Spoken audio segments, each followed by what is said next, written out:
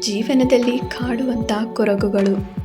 ದೊಡ್ಡವರಾದ್ಮೇಲೆ ಅಪ್ಪ ಅಮ್ಮನ ಚೆನ್ನಾಗಿ ನೋಡ್ಕೋತೀವಿ ಅಂದ್ಕೊಂಡಿದ್ದ ಎಷ್ಟೋ ಜನರಿಗೆ ದೊಡ್ಡವರಾದ್ಮೇಲೆ ತಂದೆ ತಾಯಿ ಮಾಡಿದ ಅರ್ಧದಷ್ಟು ಕೂಡ ನಮ್ಮ ಕೈಯಲ್ಲಿ ಮಾಡೋಕ್ಕಾಗ್ತಾ ಇಲ್ಲ ಅನ್ನೋ ಕೊರಗು ಕಾಡ್ತಲೇ ಇರುತ್ತೆ.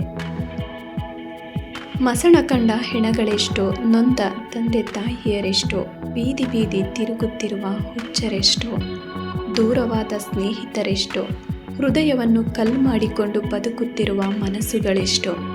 ಇದನ್ನು ಹಣೆ ಬರಹ ಅನ್ನಲೇ ಅಥವಾ ಮನುಕುಲಕ್ಕೆ ಅಂಟಿದ ಶಾಪ ಎನ್ನಲೇ? ಬೇಜಾರಾಗೋ ವಿಷಯ ಏನು ಗೊತ್ತಾ? ಎಲ್ಲರನ್ನ ಅರ್ಥ ಮಾಡಿಕೊಂಡು ಎಲ್ಲರ ಜೊತೆ ನಗ್ನಗ್ತಾ ಇರೋರನ್ನು ಯಾರೂ ಅರ್ಥ ಮಾಡ್ಕೊಳ್ಳೋದಿಲ್ಲ. ಪ್ರೀತಿ ತೋರಿಸೋ ಜೀವಕ್ಕೂ ಪ್ರೀತಿಯ ಅವಶ್ಯಕತೆ ಇರುತ್ತೆ ಅನ್ನೋದನ್ನು ನಾವು ಮರ್ತೇ ಬಿಡ್ತೀವಿ.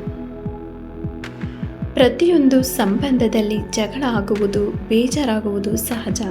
ಆದರೆ ಅದನ್ನು ಎಷ್ಟು ಬೇಗ ಸರಿಪಡಿಸಿಕೊಂಡು ಒಂದಾಗ್ತೀರಿ ಅನ್ನೋದು ಆ ಸಂಬಂಧದ ಬಗ್ಗೆ ನಿಮಗಿರುವ ಕಾಳಜಿಯನ್ನು ತೋರಿಸುತ್ತದೆ. ಕಣ್ತುಂಬ ನಿದ್ದೆ ಮಾಡೋ ಆಸೆ, ಯಾರೆಷ್ಟೇ ಕರೆದರೂ ಕೇಳದ ಹಾಗೆ, ಮತ್ತೆ ಎಂದಿಗೂ ಕಣ್ತೆರೆಯದ ಹಾಗೆ.